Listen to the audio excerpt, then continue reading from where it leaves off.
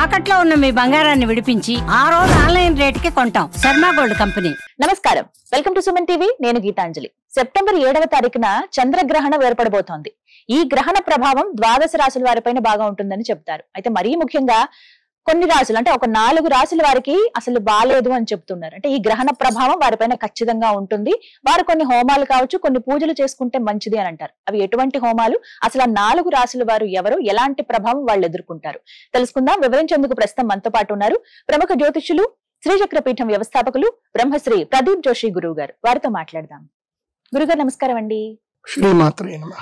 అయితే ఖచ్చితంగా అందరు ఎదురు చూసేది రాశుల గురించి. ఎందుకంటే మీరు చెప్పినప్పుడు చాలా మంది మా జీవితంలో ఇది జరిగాయని కామెంట్ రూపంలో కూడా చెప్తూ ఉంటారు.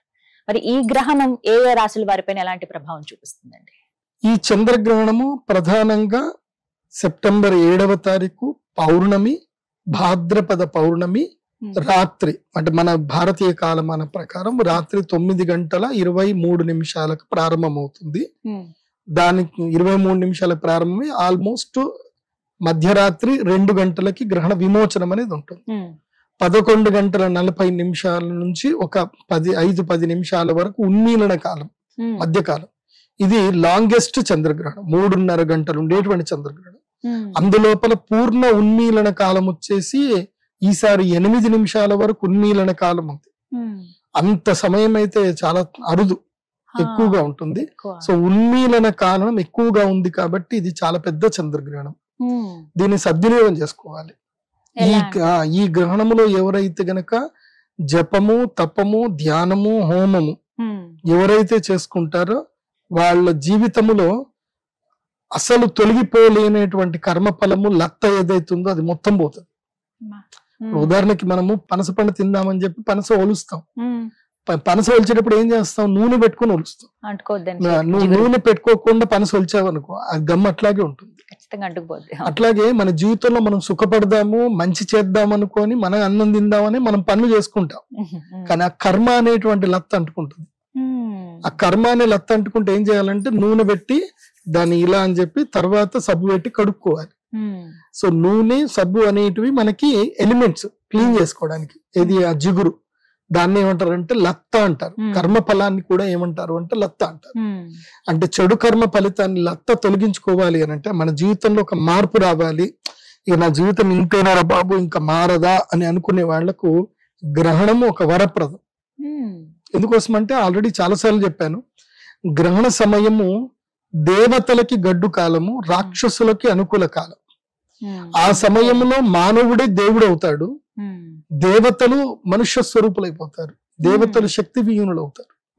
ఆ సమయంలో గనక మనం దేవతలకు గనక హవిస్సు మూలకంగా శక్తిని మనం ఇవ్వగలిగితే ఆ 3.5 గంటలు, 1 నిమిషము ఈక్వల్ టు ద ఒక 1 మంత్ అనుకోండి.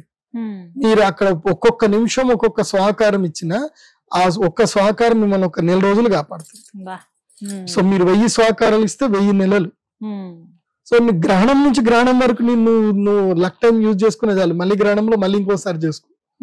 సో నీకు ఒక 1 year ప్రొటెక్ట్ చేసినా చాలు, దేవత లక్ ఇచ్చినా చాలు. కానీ గ్రహణ అందుకోసమే మనం లలితా సహస్రనామంలో కూడా మనం ఏం చెప్తాం, ఆ ఉత్తర పీఠికలు వస్తుంది, సూర్యగ్రహే మహానద్యం, అంటే గ్రహణ సమయంలో కోటిలింగ ప్రతిష్టాంచాన్ని, 1,000,000 లింగాల ప్రతిష్టాపన చేస్తే పుణ్యం వస్తుందని చెప్తారు. అట్లాగే గణపతి అథర్వశీర్షుని కూడా ఏం చెప్తారు, సూర్యగ్రహే మహానద్యాం ప్రతిమా సన్నిధౌవా జప్త్వా సిద్ధమంత్రో భవతి అని చెప్పేసి అంటారు. అంటే గ్రహణ సమయంలో మనం ఏదైనా ఒక శక్తిని మనం ఉపాసన చేస్తే ఆ శక్తి వల్ల మనం శక్తివంతులం అవుతాం. అది చాలా మందికి తెలియదు. ఇది ట్రెండ్ కూడా సెట్ చేసింది నేనే. ఇప్పటి వరకు ఎవ్వరు కూడా చంద్రగ్రహణం అప్పుడు, సూర్యగ్రహణం అప్పుడు యాగాలు చేసిన వాళ్ళు ఎవరూ లేరు. ఫస్ట్ టైం ట్రెండ్ సెట్ చేసింది నేనే. నా దగ్గర వచ్చి యాగాలు చేసిన వాళ్ళందరూ సూపర్ గా సెటిల్ అయిపోయారు. అందరు లైఫ్ మారిపోయింది. అసలు ఒక ఆవిడైతే నేను ఇల్లే కట్టుకుంటానా లేదా అనేది ఒక డ్రీమ్ అనుకుంది, 3 ఇళ్ళు కట్టుకున్నాను. So everyone is getting their fulfilment. వాళ్ళ లైఫ్ లో కావాల్సిన ఫుల్ఫిల్మెంట్స్ అన్ని అవుతున్నాయి. వాళ్ళు దానికి తగ్గట్టుగా ఆధ్యాత్మిక జ్ఞానంలో కూడా ఉంటున్నారు. సో ఈ గ్రహణం అనేటువంటిది ఏంటంటే ప్రధానంగా ఒక 4 రాశులకి కీడు. ఏ గ్రహణం అయినా సరే, ఎప్పుడు గ్రహణం వచ్చినా 4 రాశులకి కీడు ఉంటుంది, 4 రాశులకి రాజయోగం ఉంటుంది, 4 రాశులకి సామాన్యంగా ఉంటుంది. కాబట్టి 4 రాశులు కీడు ఉండేటువంటి 4 రాశుల వారు కానివ్వండి, రాజయోగం ఉండే 4 రాశుల వారు కానివ్వండి, గ్రహణం అప్పుడు అరిష్ట నివారణ తంత్రం చేసుకోవాలి. చేసుకుంటే వాళ్ళ అదృష్టవంతులు. మిగతా 4 రాష్ట్రాల వాళ్ళు సామాన్యమైనటువంటి వాళ్ళు ఇష్టం ఉంటే చేసుకోవచ్చు, లేకుంటే లేదు. వాళ్ళకి ఏంటంటే వాళ్ళు ఎక్స్క్లూడెడ్, వాళ్ళు నాట్ ఇంక్లూడెడ్. ఇంక్లూడెడ్ గా ఉండేటువంటి రాశులు 8 వస్తాయి. 4 కీడు వాళ్ళు తప్పకుండా చేయించుకోవాలి, mandatory, because to protect them self. 4 రాశులు.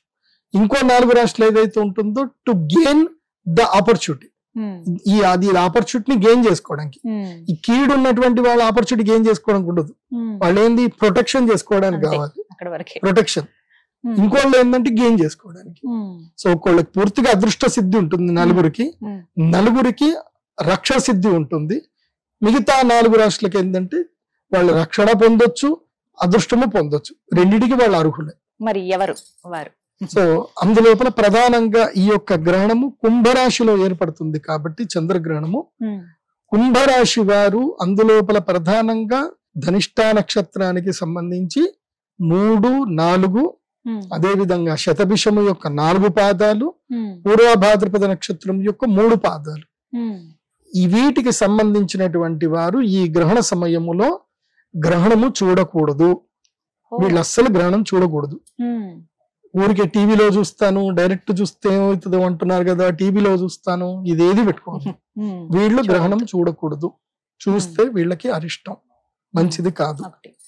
ప్రధానంగా ఈ శతభిష పూర్వ భాద్రపద నక్షత్ర జాతకుల మీదనే ఈ గ్రహణం ఏర్పడుతుంది కాబట్టి వాళ్ళు తప్పకుండా పరిహార పూజలు చేయించుకోవాలి, గ్రహణ స్నానం చేయాలి, ఉపవాస దీక్షలు ఉండాలి, అన్ని పద్ధతులు పాటించాలి.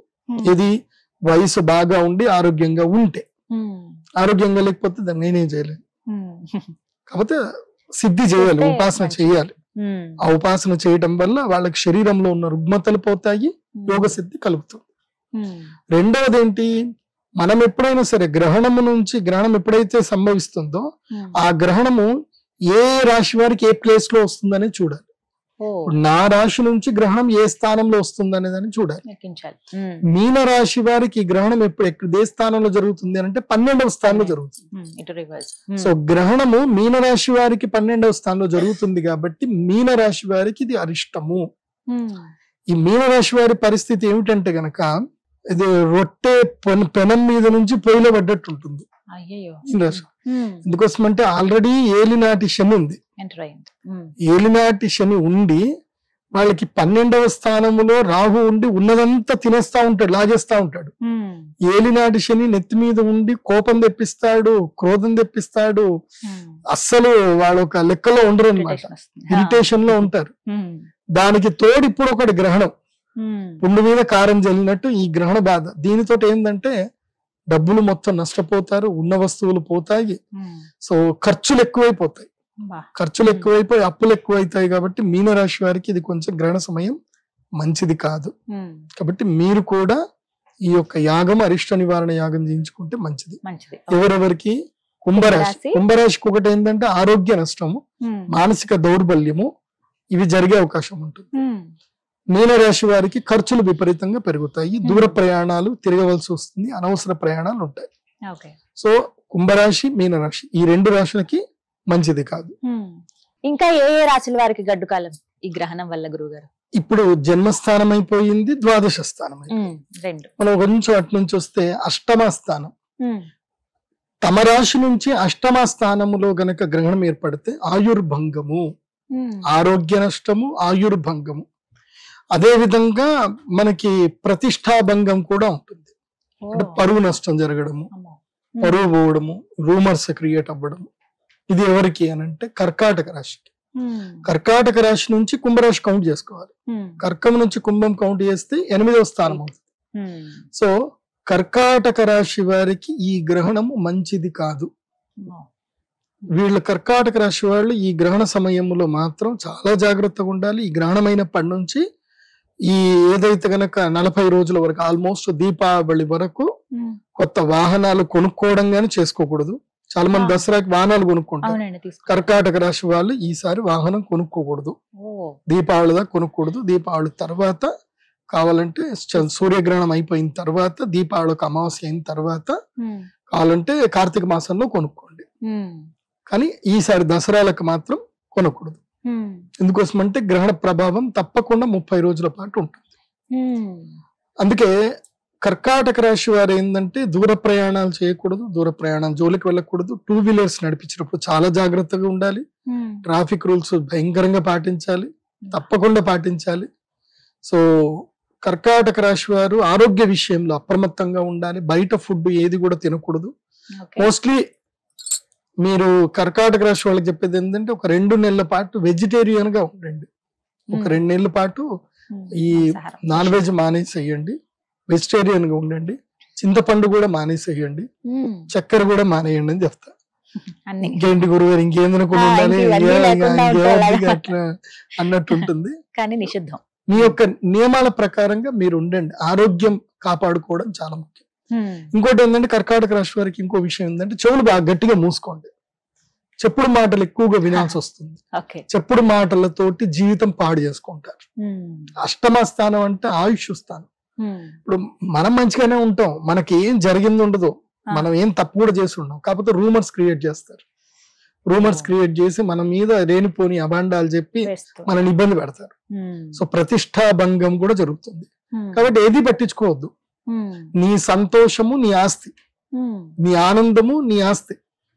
అది ఎవరు దాన్ని నాశనం చేయరు అన్లెస్ యూ ఎంటర్టైన్ దెమ్. నువ్వు వాళ్ళని ఎంటర్టైన్ చేసే తప్ప నీ సంతోషం పోదు. నీ సంతోషం నీ దగ్గరనే ఉంటుంది. నువ్వు సంతోషంగా ఉండాలా దుఃఖంగా ఉండాలనేది అది నీ చాయిస్. వాళ్ళు మనిషి అనే ప్రతి ఒక్కడు ఏంటంటే నేను దుఃఖపెట్టడానికే ట్రై చేస్తాడు, సూటిపోటి మాటలు చెప్పడానికే ట్రై చేస్తాడు. ఎందుకోసం అంటే నువ్వు ఎంత తగ్గితే వాడికి అంత లాభం. కాబట్టి నువ్వు వినడం తక్కువ చేసుకోవాలి. కర్కాటక రాశి వారు చెవులు మూసుకోవాలి, చెప్పుడు మాటలు వినకూడదు. వాళ్ళు నువ్వు అలా చేసేయి ఇలా చేసేయి నీకేంది నేనున్నాను ఇవన్నీ అంటారు. ఎవడూ రాడు, కష్టం వచ్చినప్పుడు ఎవడు రాడు. కాబట్టి ఎవడు ఏదో చెప్పారని చెప్పి మీరు పొంగిపోయి ముందుకెళ్ళకండి. దుర్మార్గులు ఏం చేస్తారంటే మనల్ని బరిలోకి దోస్తారు, వెనకుండి ఎంటర్టైన్మెంట్ చూస్తారు. సో అలాంటి దానికి గురి కావద్దు. కర్కాటక రాశి వారు చాలా జాగ్రత్తగా ఉండాలి ఈ గ్రహణ సమయంలో. మీరు కూడా యాగం చేసుకుంటే చాలా మంచిది, యాగానికి బుక్ చేసుకోండి. ఆ తర్వాత 4వ స్థానం చాలా ఇంపార్టెంట్. 4వ స్థానం ఏది అంటే వృశ్చిక రాశి. వృశ్చిక రాశి నుంచి గ్రహణం 4వ స్థానం అంటే వృశ్చికం, ధనస్సు, మకరం, కుంభం 4వ స్థానం కదా. సో వృశ్చిక రాశి వారికి సుఖస్థానములో గ్రహణం జరగబోతుంది. సుఖస్థానంలో గ్రహణం జరిగితే ఏమవుతుంది అంటే సుఖం పోతుంది, సుఖం ఉండదు. అంటే ఇల్లు అమ్ముకోవాల్సిన పరిస్థితులు వస్తాయి. ఆ 30 రోజులు చాలు. గ్రహణ ప్రభావం కనుక గట్టిగా పడింది అనుకోండి, ఆ 30 రోజుల్లో ఏదో ఒకటి జరుగుతుంది. ఆ ఇల్లు తాకట్టు పెట్టడమో, అప్పు తీసుకోవడమో, ఏదో వ్యాపారం పెట్టడమో, ఆ ఉన్న వ్యాపారం అంతా పోయి ఇల్లు ఆక్షన్లకు వెళ్ళిపోవడం ఇట్లా జరుగుతుంది. సో ఈ 30 రోజులు తాకట్టు పెట్టడం, బంగారం తాకట్టు పెట్టకూడదు, అప్పు తీసుకోకూడదు, ఇల్లు తాకట్టు పెట్టకూడదు. ఈ 30 రోజులు ఫినాన్షియల్ డీల్ చేయకూడదు. ఏ ఫినాన్షియల్ డీల్ చేసినా అంతే. అండ్ 4వ స్థానానికి ఒకటి ఏంటంటే గృహము, వాహనము, మాత, సౌఖ్యం ఇవన్నీ వస్తాయి. సో తల్లిగారి పట్ల ఆరోగ్యం చాలా జాగ్రత్తగా చూసుకోవాలి. మీ అమ్మగారి ఆరోగ్యం పట్ల అప్రమత్తంగా ఉండాలి. బాత్రూమ్లు సరిగ్గా మీరే వెళ్ళి కడగండి. నేను ఎందుకు ఇంత ఓపెన్ చెప్తున్నా అంటే అనుభవపూర్వకంగా చెప్తున్నా. ఇప్పుడు మన ఇంట్లో ఆడవాళ్ళు అమ్మ ఎక్కడికి పోదు, అమ్మ ఇంట్లోనే ఉంటుంది, ఇంకేడిపోతుంది. అమ్మ ఇక్కడ ఇంట్లో ఉంటుంది. ఇంట్లో అమ్మ కష్టం వస్తే 2 చోట్లనే కష్టం వస్తుంది. ఒకటి ఏంటంటే ఇంట్లో ఎక్కడైనా జారి పడితే దెబ్బ తగులుతుంది, లేదంటే ఆ సిలిండర్ లో ఏవో ఒకటి జాగ్రత్త చూసుకుంటే చాలు. అమ్మతోటి కూరగాయలు కట్ చేయించకండి, మీరే కట్ చేయండి. సో అమ్మని మీరు జాగ్రత్త చూసుకునే ప్రదేశాలు ఇవి మాత్రమే. నాకెందుకు అమ్మ బాత్రూమ్లు కడుగుతుందా అనుకోకండి, మీరే వెళ్ళి బాత్రూమ్లు బాగా క్లీన్ చేయండి. ఎందుకోసం అంటే అక్కడనే పాచి పడుతుంది, వర్షాకాలము జారి అక్కడ పడితే దెబ్బలు తాకుతాయి. మా కేసీఆర్ గారు అట్లనే పడిపోయి పాపం ఆయన దెబ్బలు తాగించుకున్నారు. కేసీఆర్ గారు దానికి 2 సార్లు 3 సార్లు దెబ్బలు తాగించుకున్నారు కేసీఆర్ గారు. సో అట్లాగే ఎందుకోసం అంటే పెద్దవాళ్ళకి ఎలా ఎక్కడ ఎప్పుడు వెళ్తారో తెలియదు వాళ్ళకి. కాబట్టి ఇంట్లో మీ అమ్మగారిది మీ నాన్నగారిది బాధ్యత మీదే. చతుర్థ స్థానములో గనక గ్రహణం జరిగితే తల్లిదండ్రులకి హాని, నీకేం కాదు. నీకు పోయేదల్లా డబ్బులు పోతాయి, ఇల్లు దూరం అవుతుంది, కుటుంబంలో ఎవరికొకళ్ళకి ఏదో ఒక ఇంజురీస్ జరుగుతాయి, నువ్వు డబ్బులు అక్కడ ఖర్చు పెట్టాల్సి వస్తుంది. కాబట్టి వృశ్చిక రాశి వారు కొంచెం అప్రమత్తంగా ఉండాలి ఈ విషయంలో. సో ఈ 4 రాశులకి మంచిది కాదు.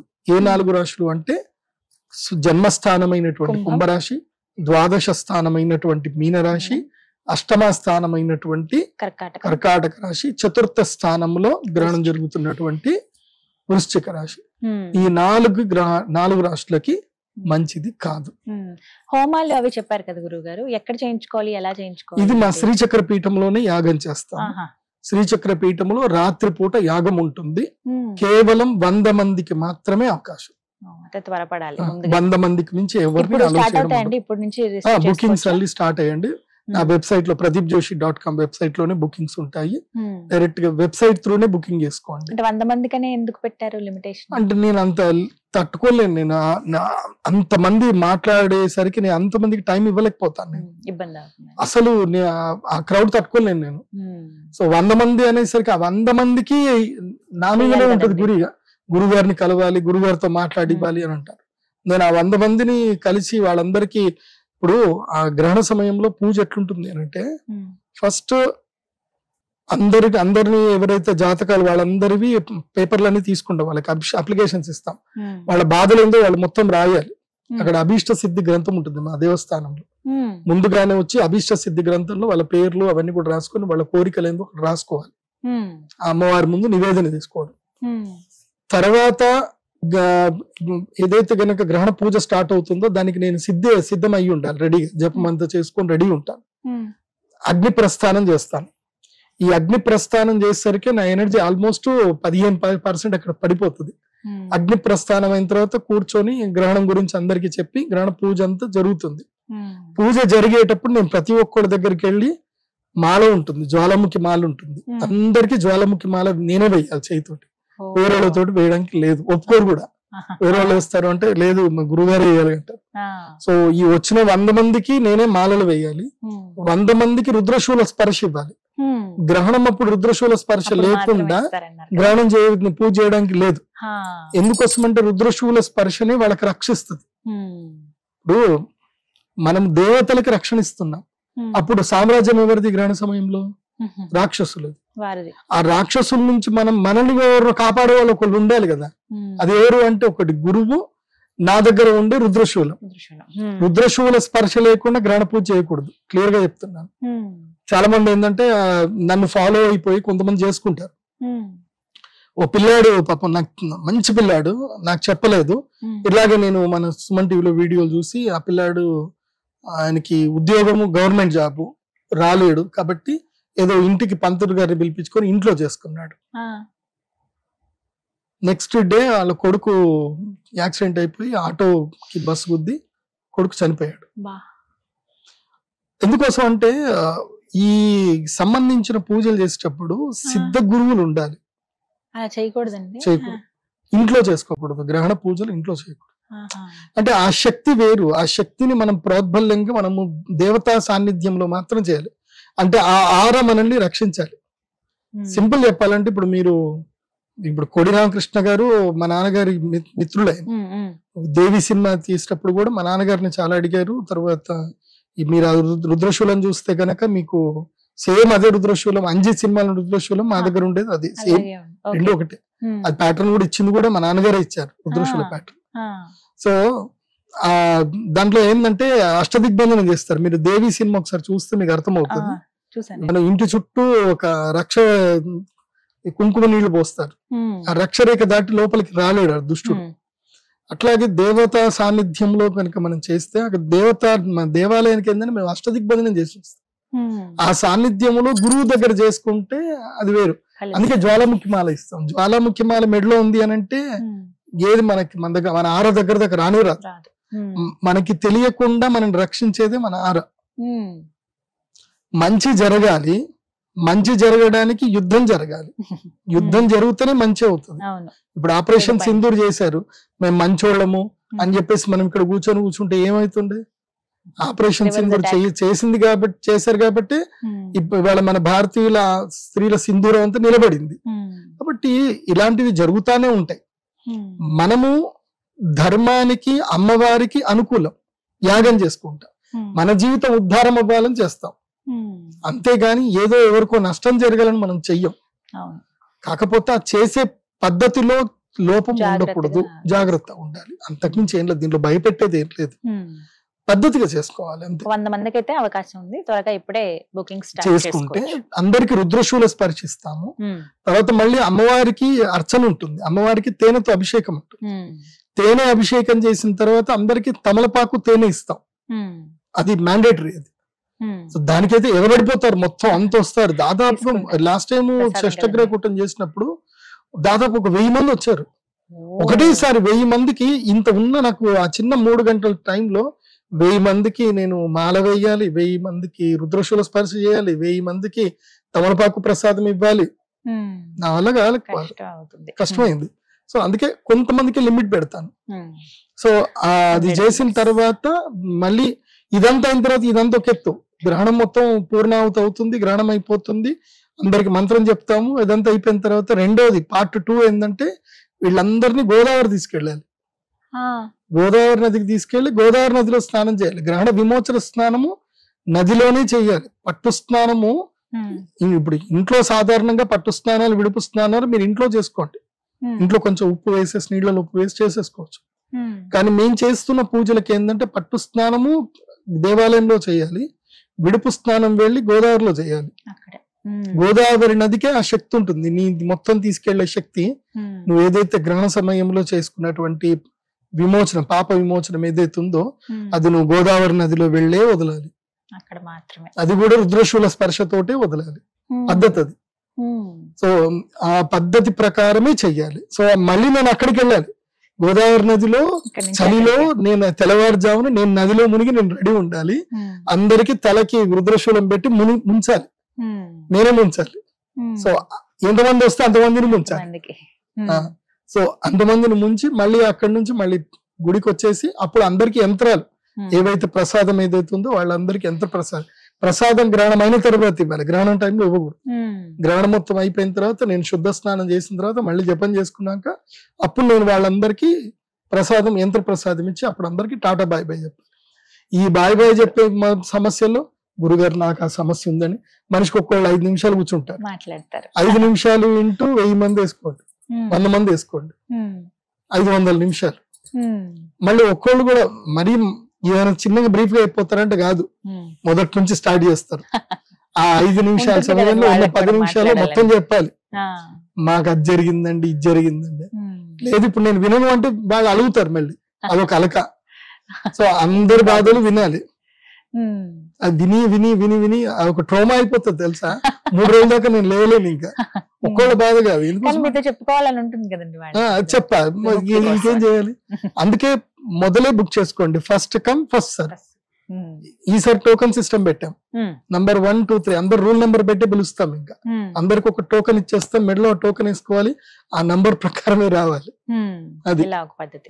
మొత్తం మీద ఇలా హోమం అయితే చేయించుకోవాలి. చేయించుకోవాలి. ధన్యవాదాలు గురుగారు, నమస్కారం. శ్రీమాత్రే.